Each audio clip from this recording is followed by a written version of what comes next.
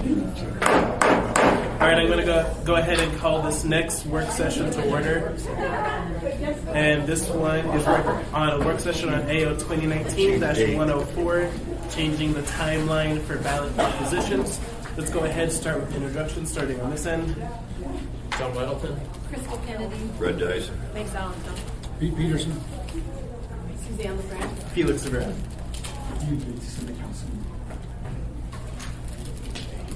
All right, Mr. Peterson, do you want to get us started, or would you want Mr. Gates to get us started? Sure, I'll see if I can do an introduction here, Mr. Chair. All right. Since we have gone to vote by mail a couple of the last couple of elections, the election workers in the clerk's office have found themselves in a situation where they've had a difficult time meeting some of the time horizons that were previously in code.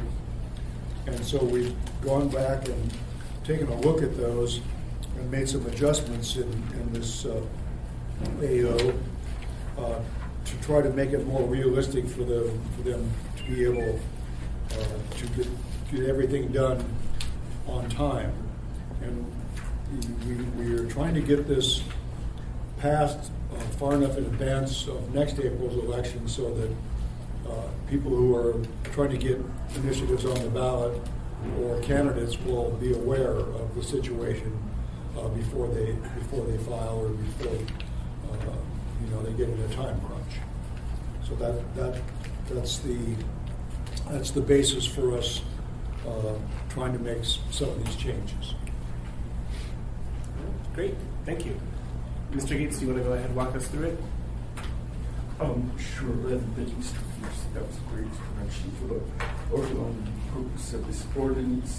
And I guess that you want to just walk us through these changes in the AO board. And I apologize for this somewhat lack of the whereas paragraphs or amendment. But I think a lot of changes are somewhat self-explanatory, mostly to the timelines. So section 1 is time for passage of ballot propositions, changing the action necessary for ordinances regulations for something for the ballot from 63 days prior to the election to 70 days. In 70 to 7 days, it's 1 week of ballot, so we're giving ourselves 1 extra week. So typically every year, the second meeting in January is the last meeting, so we can take some action to pass, vote to pass a bond, proposition, ordinance, to place it on the ballot, things like that.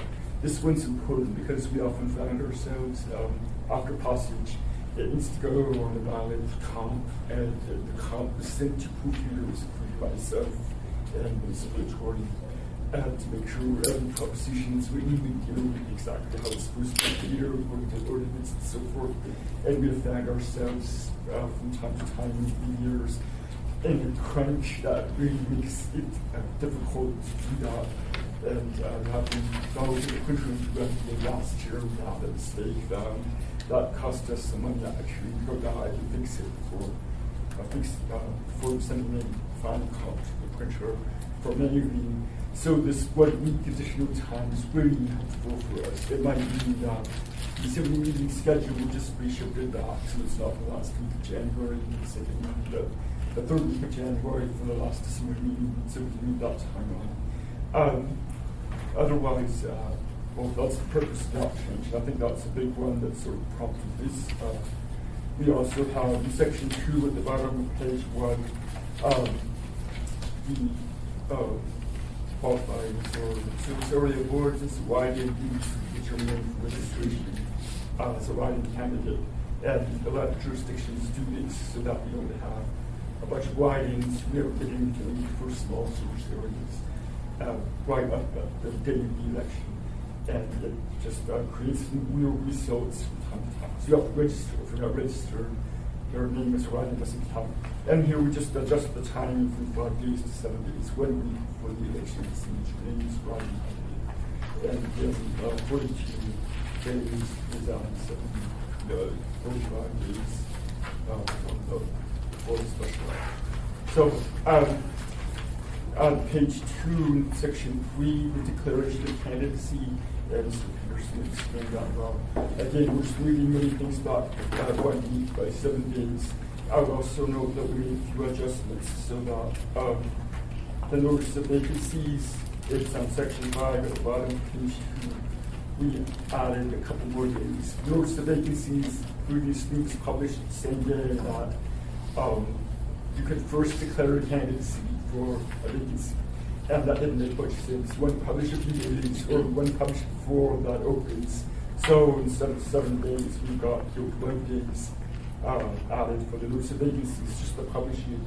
And then again at the top, it's 5 days before the declaration of candidacy opens. So we have time to see the notice and talk, and then we want to tell them. So we also have a change in the withdrawal timeline. We have, I think, a timeline where withdrawal was required or soon after the day that declarations of candidacy closed. But we added a few more days, so you can withdraw the declaration of candidacy.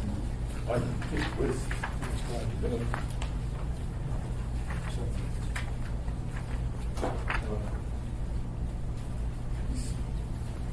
I think 4 days. Well, 4 days after candidacy closes. So if you see on line 9, no later than 67 days before a regular election, and then withdraw no later than 63 days. So there was 4 days for the withdrawal to occur, and I think that, actually that is the same amount of time previously. I think we talked about this for us to actually change it. But we wanted to make sure that there was time to withdraw after the declarations of candidacy closed.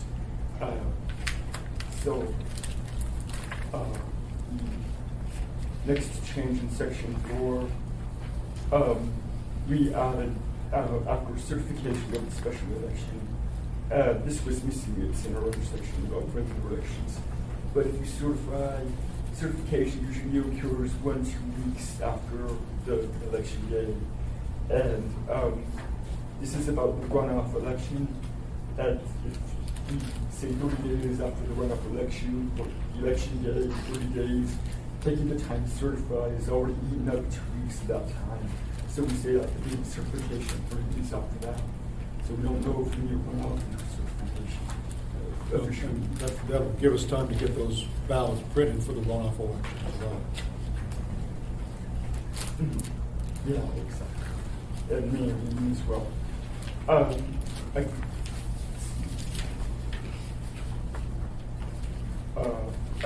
The notice of vacancies is again just adding some additional time for the regular and special election.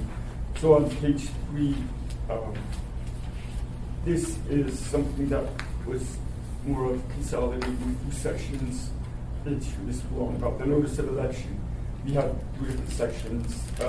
Those are section 7 at the bottom, page 3. Section 8 on page 4, 2 sections being deleted. Those provisions are being included in this section, in section 6, and middle of page 3. The notice of poll indications and excessive vote centers is added at line 21. So it's now included the notice of election. And then a new subsection 9 on line 25, and that's notice of the total general obligation bonded indebtedness, and that's the same language that was deleted in section 8.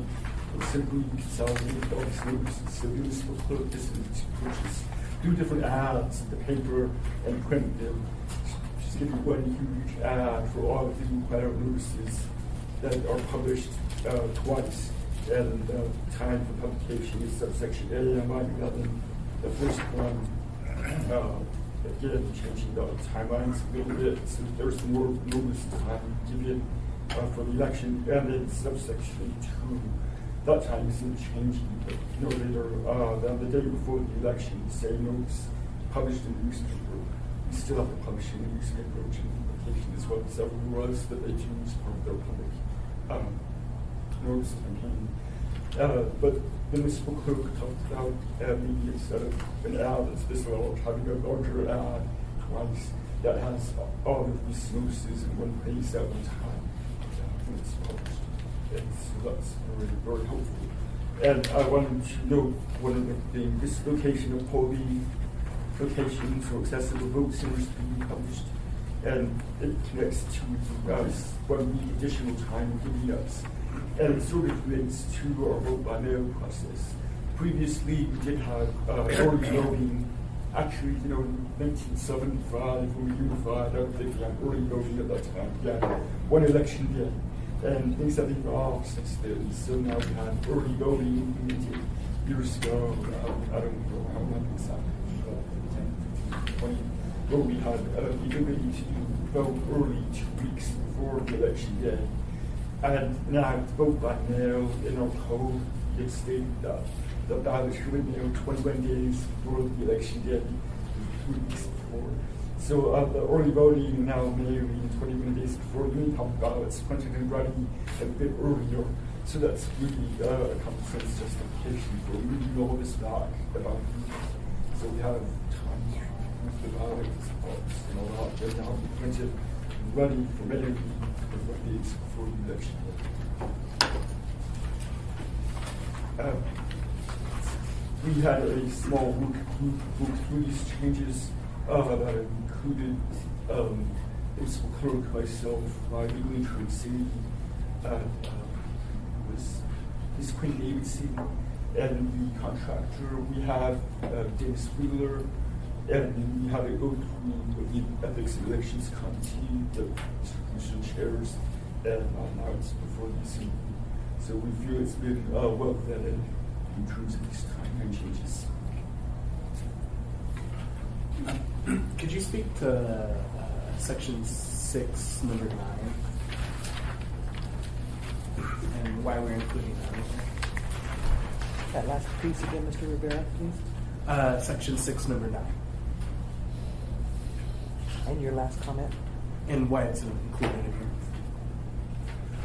Well, this is already required in our code in section B, you can read it on the next page. It's also a requirement by state statute for municipalities to publish. So it's generally give voters information about how much does our municipality owe in general obligation bonds, and before they vote after the election on issuing new general obligation bonds and including new debt. So Okay. it's not really changing anything in law. I don't know, consolidating with the other general notice of election. Yeah, I see that. Ms. Kennedy. Thank you, Mr. Chair. Did anybody go through this and look at how this actually plays out on next year's calendar? And if so, what do we do when these days fall on a weekend? Because they do next year, and it's probably because next year's a leap year. So when the 81 days is on a Saturday, do we go with Friday on that day or the Monday? And the same with the 67 days, same thing, it's a Saturday. So how do we reconcile that? Yes, actually, Ms. Clerk Barbara Jones brought up the calendar, and she really brings together the next election calendar in months. That was the first thing she thought. So she brought this up and to get this passed before we sent the election calendar. So it was like one of the primary concerns, how it worked with the election calendar and the dates. And then we also brought up the leap year question from the other people. I'm not sure exactly how we solved it, but we considered it and we figured it's not too much of an issue. So, but if you think about it, we are counting days and not specifying a specific date. Like you said, January 28th, but it's saying that we're saying 63 days before the election for 70 days. So even if you have February 29th out and then 70 days is still going to be Tuesday, how many weeks before the Tuesday election? It's a factor of 7, regardless of February is 20 or 29 days. Okay, but it still begs the question then, if it falls on a Saturday, does it automatically move to will it automatically be the Monday, or can we use a Friday? It would be prior to a lot of this language says at least X number of days. So if it's on Saturday, it's on Friday or Thursday, you get at least.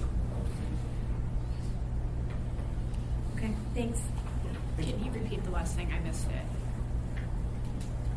A lot of the language here says at least X number of days before, and if you publish, if that falls on Saturday, I don't think you need to do election, but if it does fall on Saturday, you can publish on Friday or Thursday. You still get the at least X days beforehand for me. So you kind of acknowledge that. Actually, if you look at on page 3, section 6, A2, second notice of the election, shall be given no later than the day before the election. We talked about that a little bit because Ms. Jones said the day before is a Monday, and it would really be preferable to publish in the Sunday newspaper. You know, the circulation or subscriptions is numerous. It's read more on a Monday paper. And you know, well, it says at least, so you can publish on Sunday, no problem. Thank you. Any other questions? I think this is simple enough. Thank you, Mr. Peterson and the Ethics and Elections Committee for going into this. All right, with that, I'll go ahead and close this work session. Next one's at 2 o'clock.